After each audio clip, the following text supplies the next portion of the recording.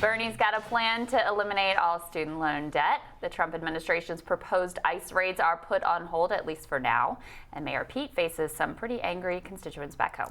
Team Rising is here. Chuck Rocha is a Democratic strategist, serves as senior advisor for the Bernie Sanders campaign. And Matt Brooks is a Republican strategist, the executive director of the Republican Jewish Coalition. Welcome to you both. Gentlemen. Happy Monday. Let's start off with Mayor Pete. Mayor Pete's in a bit of hot water back home. He addressed a town hall after a police shooting in South Bend, Indiana, which has some of his constituents pretty upset with him. Let's take a listen.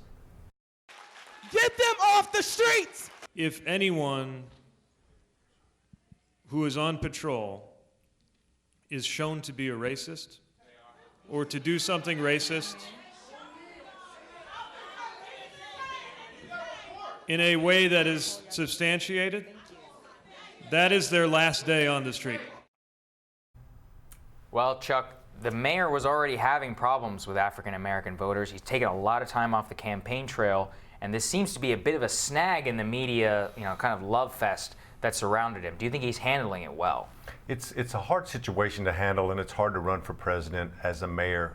The article that was circulated this morning, I was reading about it. It was talking about that him and the mayor of New York running for president, that it's an executive job, and that's what they're touting to want to be president, is they're used to having this executive authority running a city. And it's tough, and racial politics in America are very tough, and there's people that are now more holding people accountable at a different level, and I won't say it's inopportune. It's something that should be addressed. It should be addressed very, very powerfully, but it puts him in an impossible situation because I don't think there's anything that he can do that will satisfy these people who are legitimately angry and upset, but he was riding such a high, and you're exactly right. This will bring him back down to reality. And Matt, I think part of this is not just the facts around his relationship and his tenure as mayor and how it's impacted the African American community in that city, but also this is a little window into, can you handle the office? And he's a former McKinsey consultant. He's got this very technocratic, sort of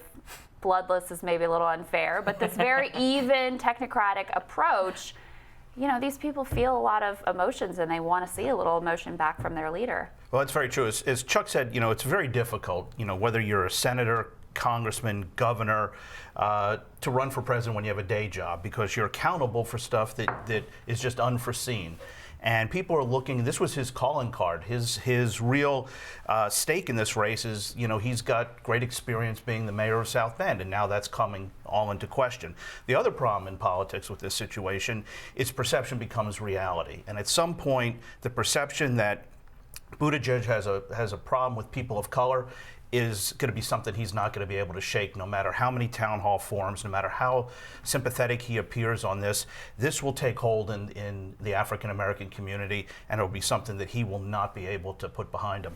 I mean, Chuck, on the other hand, you've got the debates this week, so he's got a big chance to be able to change that narrative and maybe demonstrate that he is up to the task and try to make that appeal to an African American audience. By the way, I would say it's not just African Americans who are going to be watching closely what happens with Mayor Pete and his relationship with the African American community. A lot of white liberals also want to make sure that people are in the right place on these issues.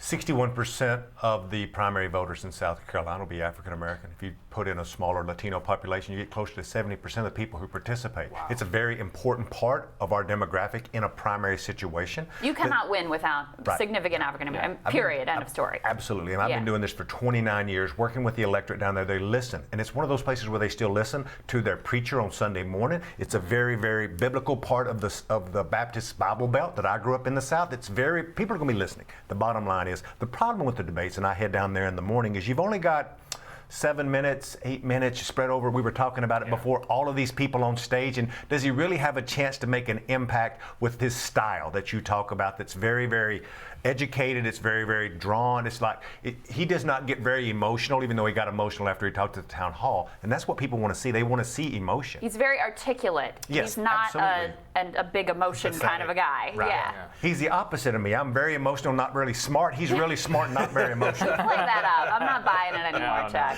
But one other sort of observation. There's two big observations. Number one, to underscore what Chuck again was saying, the problem that he's got. There's not one single African American leader that has come to Buttigieg's defense. There's nobody They're who's kinda letting him putting their hang out arm there. around him and saying, he's my guy. I can That's vouch for him. interesting. But second of all, the fact that he's going to now get on a plane in the midst of this whole crisis, leave the people of South Bend while there's this tension going on. He hasn't had a chance to prep for his debate. Now he's got to go probably answer questions in the debate about this. He's enraged the people back home by leaving to go run for president, and he's put himself at a significant disadvantage. I noticed some of the protesters getting very upset. They said, "Oh, you're running for president, and you can't even take care of what's going on back home." So all of the points here. When you run as an executive, you have things under control, and this is what the job is like. And so, if you can't handle a police shooting, international crisis is not, is a very not gonna different be state. easier. But Yeah. we should also talk about, Chuck. There's the president has called off ICE raids. He's called off the raids against, particularly against migrants who have gone through the full asylum process, haven't showed up for their We've got asylum the tweet hearings. if we want to put We it up. do from the president, but I also would like to play what Senator Sanders talked a little bit about, or Senator Sanders also addressed this in Face the Nation, where he came out and he said that he would not support deportations in any form for anybody who has illegally come to the United States. Do you think that's a sustainable position for Bernie, given that, the number one issue for GOP voters was immigration? So if there's any try and hope for trying to get a middle ground or to try and win back some of the Trump vote, do you think that might hurt him going into the election? I don't think so. And I think that immigration is a part of the American story, like Bernie was talking about this weekend in Naleo, right? And there's a lot of history with immigration in our country. And there's a lot of history that Democratic primary voters understand as well. The problem is it's a really, and we've talked about it here, it's a really big, complicated thing. Yes. And we can't just turn our back on and deport 11 million people. But there should be, and you've heard me give Democrats and Republicans both a hard time on this program because there needs to be a solution. And I really get upset when either side want to play it as a political football. What Senator Sanders was saying is, okay, let's deal with the people that are here. Let's decriminalize and look at this as in totality of what we could do to make this thing easier for people, but also ethical for people. And let's not rip babies away from others, but then let's also set up a system that could actually work. And I think that's what he was talking about. Yeah, Matt, one of the big concerns, and what the president said in his tweet, is at the request of Democrats, I've delayed the illegal immigration removal process, deportation, for 2 weeks to see if they can get together. That's not going to happen. If not, deportation start. But it wasn't just Democrats who were very worried about these raids, because to Chuck's point, right, it sounds all well and good. Well, they broke the law, they're here illegally, let's get them out. But these are people with children, these are people with families, these are people in the, enmeshed in the community. And suddenly it looks a lot different when it's not just a tweet. It is mom being sent away and kids are still here. So let's put some of this in context, first of all, because I think for a lot of people, the idea of deportation in many people's mind started with President Trump. The reality is that President Obama was responsible for more deportations by several factors. 100% correct. Than President Trump has. The problem, this is a question of rule of law. This isn't a question about immigration. I think we all support and want, being a member of the Jewish community, we value immigration greatly. I know the Republican Party understands that we're a nation of immigrants, but it's about the rule of law. And there are people here who have come in illegally, who have failed to show up for various court hearings, who have not been accountable to their, being here. And it's a question of what do you do with that? And there's no hope easy on this answer. thing is that this actually could start the process in terms of, because now there's actual leverage, which is no Democratic lawmaker wants to see this. Nancy Pelosi called the president and said, please don't do this, give us 2 weeks to hammer something out. So my hope is that there actually could be a viable fix to asylum law. But I'm not going to hold my breath and say that that's something. Very skeptical. Yeah, eyebrow in everyone your probably direction, should be but- very skeptical, but it's more, Chuck. I think. One thing I did hear from Bernie in that was that the system is broken. He does acknowledge that, and so if we start off from that common ground, then maybe there is some room for negotiation here. I'm very privileged to get to spend a lot of time with the senator and talk to him about his immigration roots and his Jewish roots of coming here and his family fleeing from a horrible situation to come to this country and his father not speaking English from Poland. Like, it's something very personal. And when you put Bernie in front of these young dreamers who came here with their parents, small children, and you see these amazing. I've never seen him get as emotional about when you see young children who are just trying to follow the rules and do what's right. But I don't think you can categorize all immigration, asylum seekers, overall immigration, and then I'm just talking gibberish again because I'm just talking all these things that are super complicated. That's why it has never been fixed, because it is so complicated, and it's going to take political backbone and will. And I'd say it from both parties, because I was out there protesting Obama as much because of his deportation, just like Crystal was talking about. But it's going to take some real solutions. But Democrats sometimes play it to our advantage, and Republicans play it to their base advantage. And we got to put politics aside on this. Yeah, I agree. Yeah. And ultimately, none of this is going to get solved until we figure out what to do about the borders, and figuring out some way to control our borders. The one thing I would say is, the rule of law is applied very selectively in this country. And, we use it to go after disproportionately poor people of color, and usually the elite and the well-off in this country. The rule of law doesn't quite apply to them in the same way. And we also have to be pragmatic. 12 million people here, the numbers I saw are actually down a little bit, more like 10 or 11 million, but you're not going to deport 10 million people. So let's be real about what are you going to do? What's a real solution? It's going to take political will, though. Yeah. It really will take action. I will hold Democrats to task on this, too. I wanted to get to Senator Sanders proposing, of course, we know he's made free college. He's basically put the idea of free college on the map in the Democratic Party. It is now a mainstream position in the Democratic Party. Not that everyone has embraced it, but it's certainly a mainstream position. He's now going a step further and saying, not only are we doing free college, we are also going to cancel all existing student loan debt. Tell us about what went into making that decision to put that forward.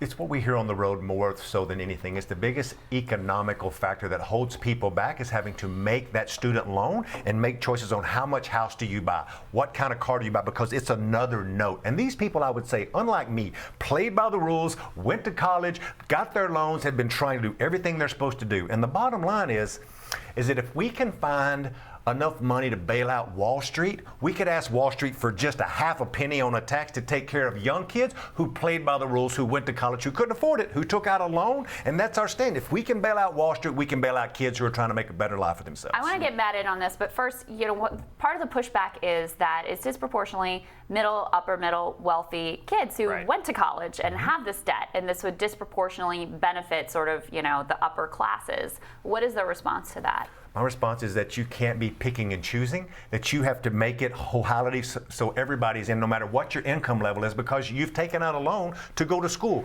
I've got a boy who's 25 years old. From the time he got it, I was go to school. We tell our kids, go to school, be better than I am, be better than I'll ever be. And this is a way to make sure that it's equal across all playing fields. What do you think, Matt? Look, I graduated college back in the late 80s. I had $30,000 in debt, which was a huge amount of money at the time, to a guy whose first job, I think I was making $17,500 a year. One of the best days of my life, in addition to getting married and having my kids, was the day I paid off my student loan. I think that we as a nation have got to recognize that we all have personal responsibility, and the fact that our political leaders and our candidates, in an effort to appeal to votes, everybody wants something for free, but there's got to be personal responsibility on the part of our citizens. And I would much rather have a conversation about how do we manage the rising costs of college. But I still think people should be obligated and responsible for the student debt that they take. Because I think it's irresponsible to have 18-year-olds signing themselves up for a lifetime of debt, and they have no idea what they're getting into. And $30,000 is not what we're talking about anymore. We're talking about 80, but 90, 150, 250,000. Yeah, but it's not pegged to inflation. And so the real question is cancellation of debt a gift to the upper classes? I think that's probably right. So the real question is it's not just about cancellation of debt. It's about, can we stop people from getting in so much debt in the first place? Which I know Bernie and Elizabeth Warren and many others, even the the president is talking about. The real question is about how we balance it, and you're right about how we get it cost. What has Bernie been talking about in terms of getting the cost of college down? Not necessarily subsidizing, but getting the overall cost down. Yeah. I won't go into the details of all of the policy that Bernie's done over the years. I'm a political consultant, not a policy consultant. Yeah. But I will tell you that in conversations, it's about the stories that we hear from people on the ground and figuring out how you find that way to make college more affordable for everyone. So it's not just going to this select group. But there's one piece we haven't talked about here. You want to talk about a good old-fashioned Republican boost to the economy? Put that money back in play. Take that money. If you're not paying what I started this conversation with, of paying that student loan, you know what you're going to do? You're going to buy a car. You're probably going to buy a home. And you're going to put another boost into an economy that's already doing, and I'll admit it, pretty dang good. Yeah, it is a very unproductive use of capital. That's true. Before we let you go, sir, I want to get a little insight into Senator Sanders' prep. What have you guys been up to? And what is, I mean, you mentioned earlier, right, with so many people on the stage, how do you make your mark? Like, how's Team Sanders thinking about that? We want Bernie to tell the story that he's been telling people all across the country. And I work for one of the greatest candidates out there because he's always been on message since the day he was the Burlington mayor. So he's going to get up and be Bernie. That's what he does, and that's what he's the best at. No matter if he is at Naleo with me with a bunch of Latinos, whether he's in South Carolina with Congressman Clyburn, Bernie is Bernie. And what we always tell Bernie what to do is just be you. When he does debate prep, he's just reading through the issues and keeping up on everything that he needs to say, because I've worked for lots of candidates over 29 years, but I've never worked with somebody who's as disciplined as Senator Sanders on exactly what, because he really believes in it. Most politicians I work for, they say what they have to say to get elected. Bernie Sanders really believes in it, so he just gets up and says what's on his mind, and it's the same speech that he's always given about empowering people. Well, we're excited to see it. Gotta be fun. I'm excited. Headed to Miami and work on my tan. Like Thanks you for need both that. of you joining Thanks, us. guys. Thanks for having us. Coming up, another tragedy in the Dominican Republic as officials there scramble to understand the cause of mysterious deaths and illnesses. Also, a prayer to Satan sparks a big walkout up in Alaska. And who knew matters were so political? There won't be any yarns about the president on one knitting website. We'll tell you what's up when Rising continues.